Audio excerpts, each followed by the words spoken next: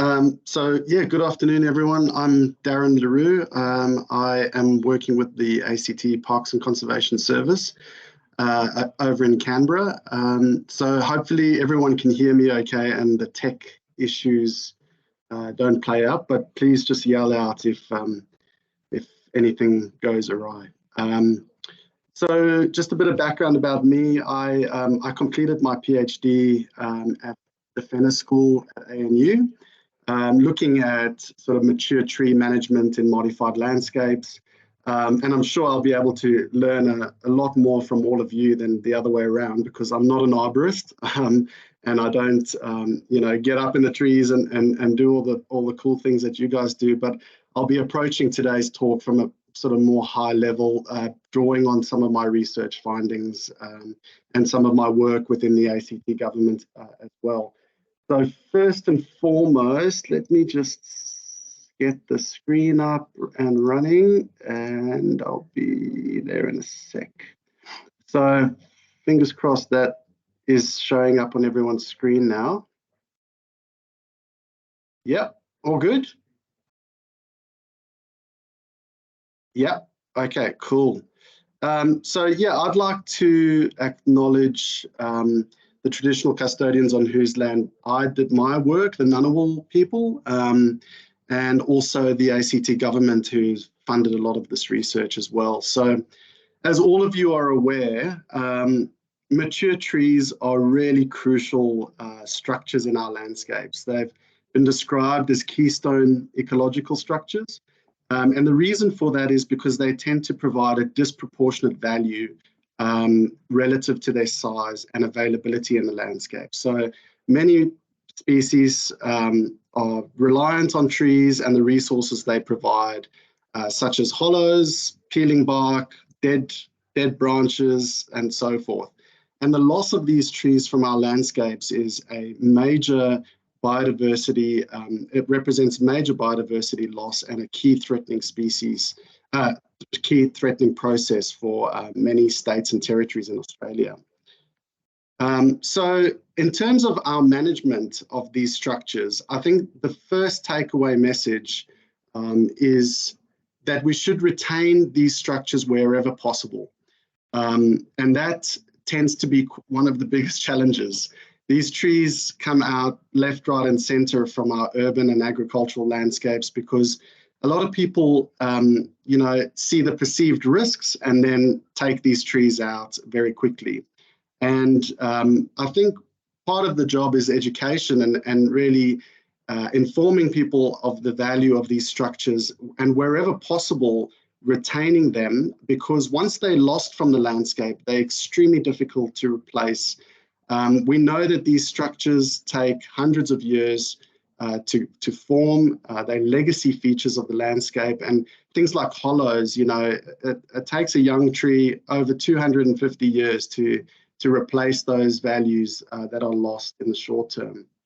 So any form of landscaping and arboricultural techniques that we can draw on to create safe structures, whether that's pruning, to keep these trees persisting in the landscape for longer periods of time is great, and creating safe spaces where people and mature trees can coexist. I think that is, that obviously I'm preaching to the choir here, but that is one of the key take-home messages. And once we retain those structures, we can do cool things with them, in terms of enrichment. A lot of companies now are, doing this in urban landscapes around the eastern seaboard in particular, where they're carving in hollows, engineering hollows into retained dead trees or stags or snags, whichever term you prefer, or showcase habitat trees. And that's, that's a really positive thing. Where we can't retain mature trees, there are other tools available to us, and I'm not going to spend too much time on the artificial nest boxes, but these structures do have a role to play, in terms of providing alternative habitat in the short term. They also have a really great role to play from an education perspective. And I did a nest box trial in the ACT with hundreds of nest boxes, but using these pine, flat pack models, which are really cheap and easy to install. And one of the key findings that we found was that there were quite high rates of non-target species occupancy. 84% of the nest boxes that were occupied were used by common or pest fauna, including, things like starlings, brush-tailed possums, honeybees. But, we've all seen these great, cute pictures of some of our more threatened fauna using these structures. So certainly there is a role to play there. And I've actually been involved in another project in New Zealand, which is focused on long-tailed bats, which is a threatened bat species. And we've installed these targeted bat nest boxes, which you can see down here. And we've also coupled that with sort of predator-proof sleeves on trees. And, we've had some really great success there now. After a long period of time of waiting for the bats to use these structures, we're now getting some great results. So targeted nest box projects can have their benefits as well. One area that we sort of briefly explored with my recent work is actually salvaging hollows from trees that have been removed. So dead trees are coming out all the time, from farms or from city suburbs, and they end up in the woodlots or as mulch. And if we can intervene at the stage where we can section out these hollows, that's great. We then repair them and reattach them to smaller host trees. And the idea behind this is that nature does it best, that in terms of the diversity and form of natural hollows, that we can, pop these back up and hopefully cater to a more diverse range of fauna. But I don't have the empirical occupancy data following this project. So there certainly is more research that needs to be done in this space. A lot of the landscapes that I work in are extremely denuded of trees. So they are, highly, highly degraded landscapes where there was former commercial pine plantation or agricultural land. And we're operating in a very treeless landscape where we've been given a block of land that is, set aside for biodiversity offsets, for boxgum grassy woodland, and we need to restore that landscape. And it's incredibly difficult because when you think about a boxgum woodland, one of the key defining features is mature trees and hollow-bearing trees. And how do we replicate those structures in the short term? We certainly know how to plant small trees, and that's a great long-term conservation effort, planting shrub and tree tube stock. But how do we replace these bigger structures in these sorts of landscapes? And that's a bit of work that I've been sort of pioneering over here in the ACT. We've actually salvaged entire mature trees from urban environments where they've been removed because of perceived safety risks. And we brought in the big guns like these cranes and semi-trailers, relocated them to our restoration sites and actually physically resurrected them. We used structural engineering principles to create, concrete footings and pop these trees back up in the landscape. And we also looked at, experimentally how fauna respond to these structures. And the results are awesome. Like we found that before, compared with before, native bird species richness increased 7-fold after the installation of these dead trees. This was a bit of honours research that was done by a student of mine at Fenner, and is a great before and after comparison. But it wasn't just native birds that were using these structures almost immediately, I must say. Like they were using them as perches, as stepping stones in the landscape, and also as hollow nesting opportunities as well. You can see some of the carved hollows that we've reattached to these structures. But other fauna responded almost immediately as well. A whole range of invertebrates moved in, and then we saw these ecological cascades where things like predators, marbled geckos, microbats started using these structures as well. And it really demonstrated how these structures serve as these biodiversity hotspots or little magnets in these otherwise highly modified landscapes. And based off that research, we also partnered up with the ANU School of Art and Design with some interested artists from as far afield as New York, who wanted to create a structure that not only served as habitat restoration, but also was co-designed for a public engagement exercise. And that was the beginning of this life support structure, which was essentially formed out of a single 400-year-old yellow box tree that was salvaged from a suburb in Canberra and put in the ground in 3 separate parts. And you can see some of the features, you know, pretty artistic looking as well, but very functional in terms of hollow, creating hollows for wildlife. And we geared this structure up with these cameras so people could engage with the piece as well, see what's been using it. And it served as a really great sort of magnet for people and wildlife at the same time. So this is an example of, you know, what we can achieve. But yeah, that's a real quick rundown. Sorry, I can't go through all of the details, but I've only got a small time allowance on this one. But there's a whole bunch of resources here that you know, you're welcome to access and look up, and including the life supports sculpture. There's some videos online here, so if you pop that into your Google search, you'll be able to see some of the work that we've done. So yes, so thanks for your time and the opportunity to talk to everyone. Awesome, thanks Darren, that's amazing. We'll have a bit of time for questions at the end once the Hollow Log Home team have had their go, but yeah, that's incredible.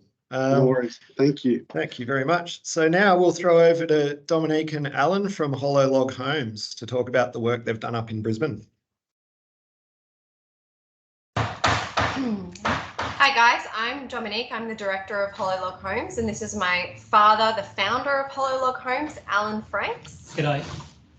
We're here to talk about nesting boxes. We've been in the game for 25 years, so we know a little bit about nesting boxes and what you can achieve in areas that maybe are lacking hollows or in urban environments.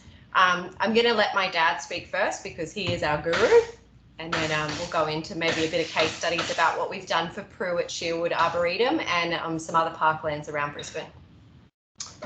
Okay, so initially we didn't start this to be a business. It was more of a hobby, going to markets and things like that.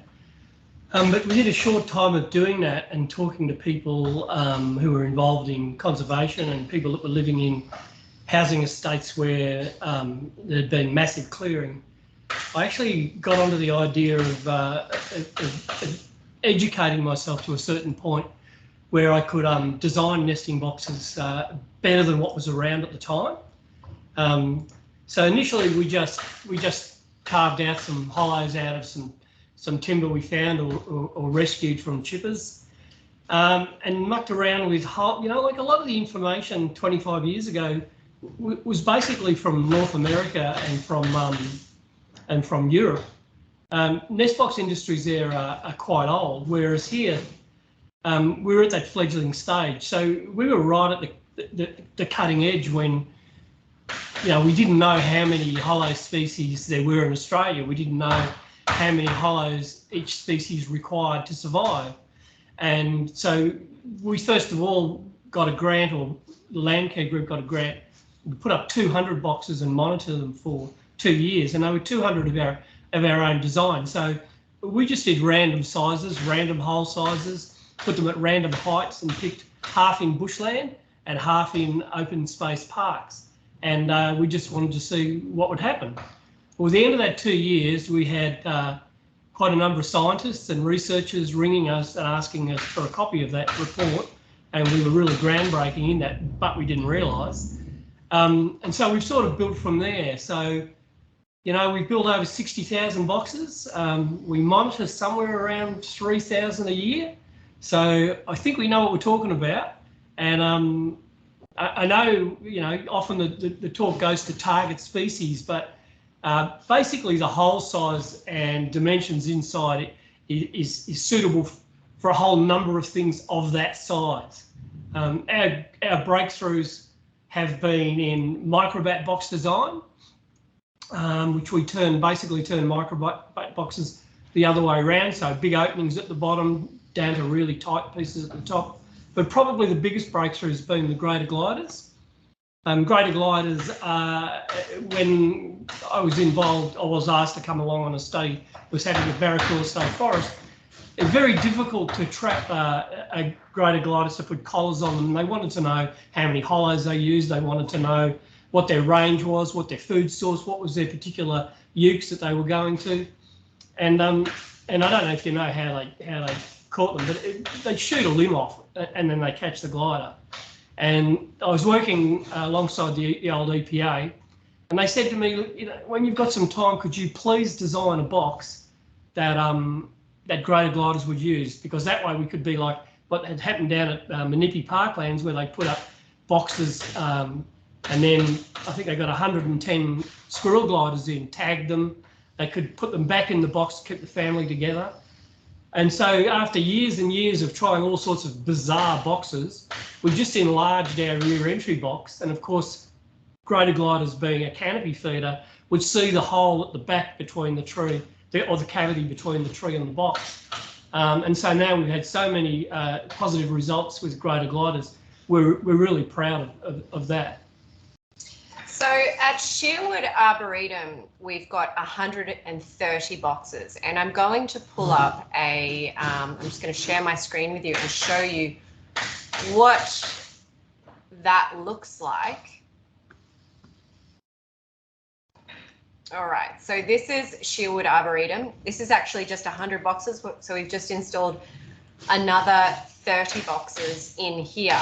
Now, you might think that maybe that's a little overwhelming, and don't get me wrong, that park is at capacity, but we've got 73% of those boxes showing habitation. So I also want to share with you about our two products. We've got the timber range, and we've also got a product made from recycled plastic.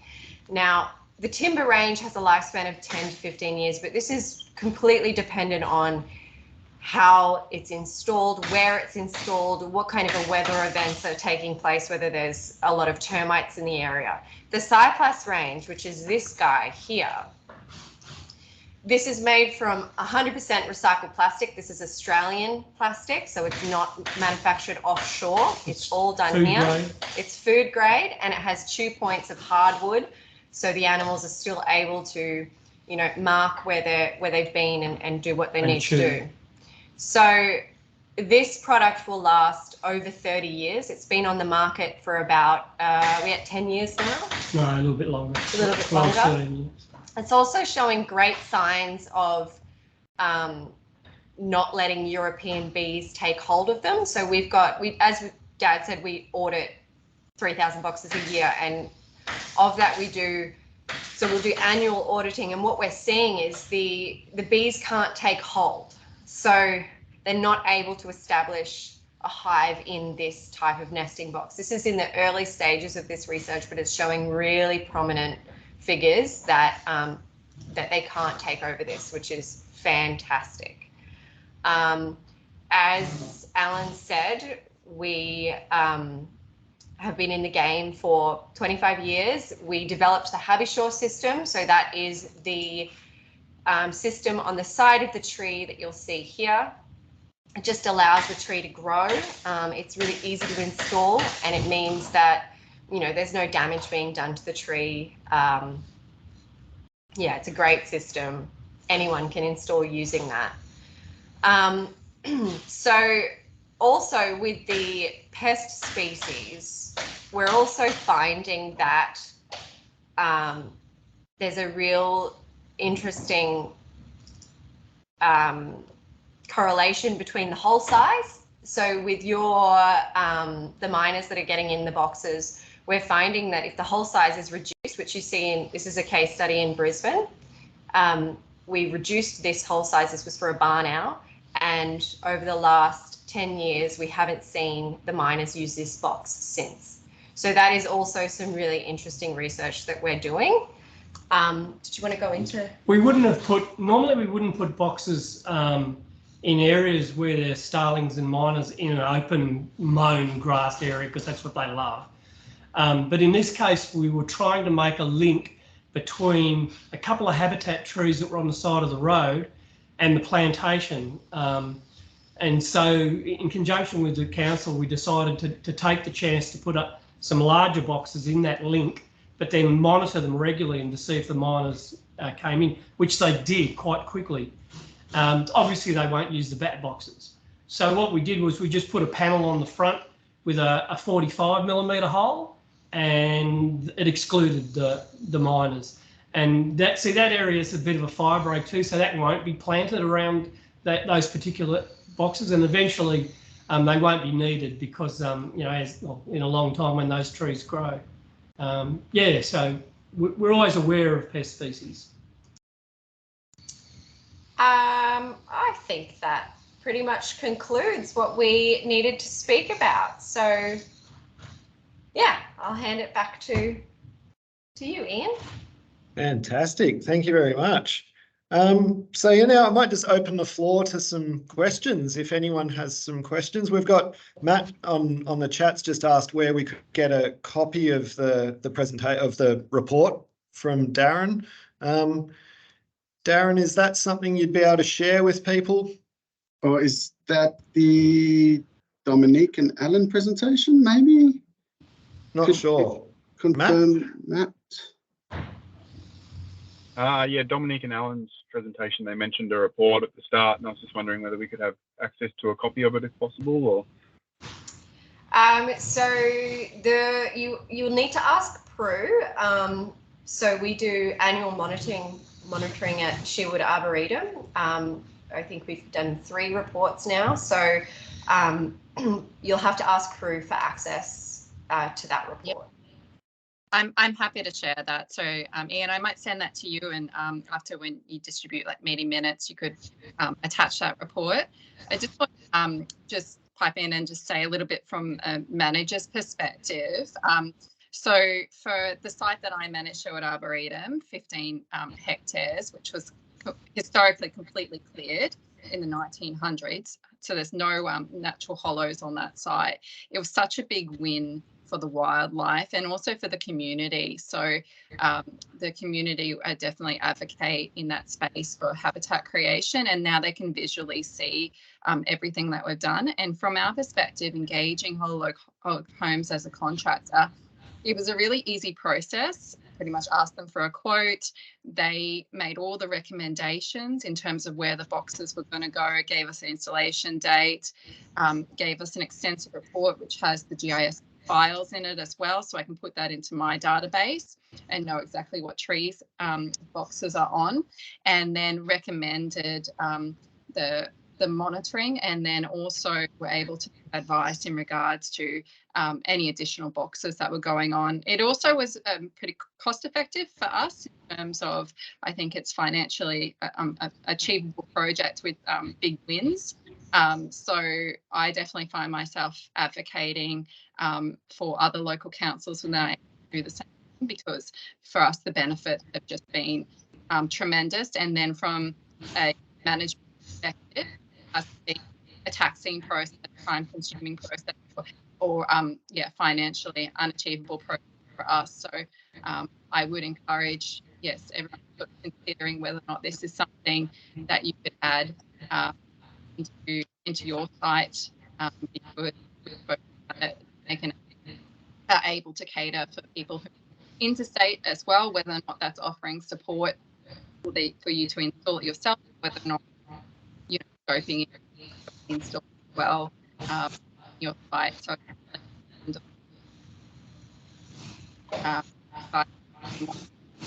that they might want this project recommended from a manager. Thanks, Prue. We just lost you a little bit there at the end, but yeah, that's really insightful. I mean, has anyone else got any questions? I mean, of Prue and the work up there, or any general comments? You know, even has anyone out there got a tree in mind? I think there's a few of us that are all looking at, that I know of, that are looking at managing trees. I've had discussions with some people about even risk management of habitat stags and things like that. I mean, I'm interested, Darren, particularly with your work, how the risk management side of it has been managed. You know, is it by the arborists? Is there issues or anything specific, especially with that big concrete footing superstructure you guys built? Yeah, so what we have is we have 2 yearly audits of those trees. We get an arborist out there to stress test, you know, all the limbs and all of those sorts of things. So yeah, there is a longer term maintenance schedule that we've put into place with those engineered structures, particularly at sites where there is higher foot traffic. But a lot of these trees are located in nature reserve or listed nature reserve areas where they're sort of away from footpaths and things like that. But the engineering on those structures is pretty hectic. Like, I mean, we engaged a proper civil engineer to work with us and calculate the footing sizes. So in theory, those trees should stand for a good 100 years. You know, that's the lifespan that we've been certified on. So yeah, we'll see. Well, I won't, but you know, we'll in theory, it's a long time. So yeah.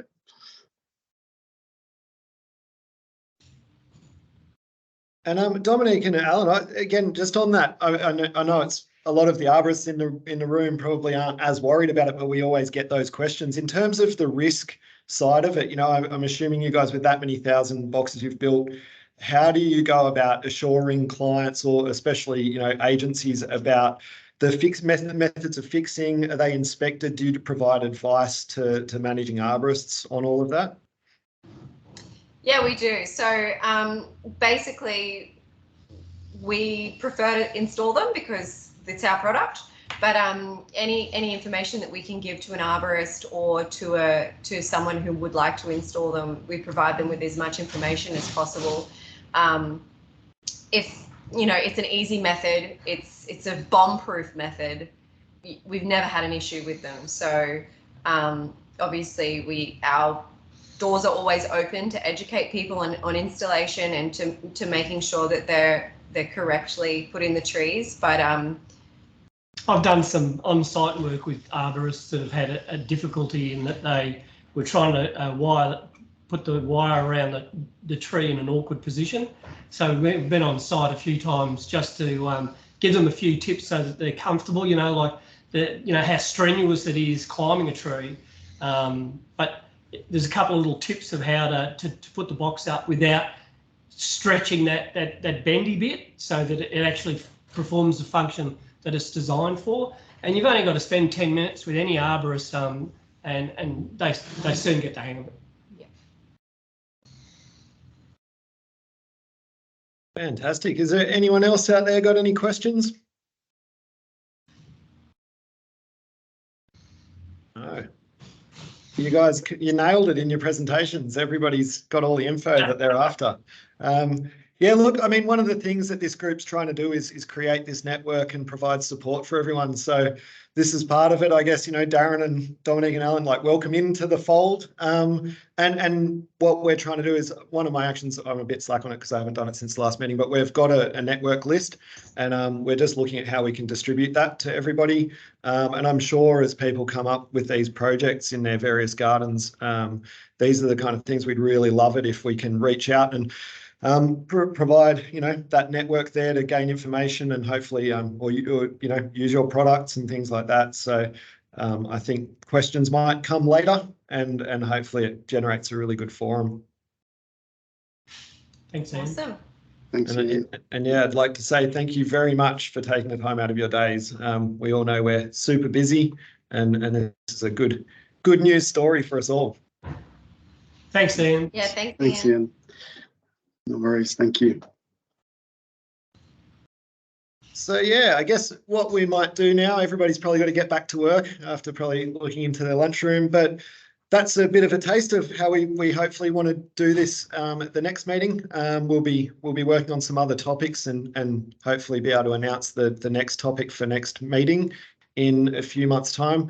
And we might also look at having a bit of a discussion forum type session rather than necessarily a presentation. So certainly anyone in attendance, if you've got any great ideas and you want to reach out to me or anyone else in this committee to recommend ideas or potential speakers, we'd really appreciate that. But otherwise, enjoy looking after all your trees and looking up there at hollows and nest boxes out there. Hopefully we get some more good news stories like that. So yeah, thank you very much for attending, everyone. And those in the committee, if you'd like to stay on, we'll carry on with our committee meeting. Thank you. Thanks, Ian. Yeah. Bye.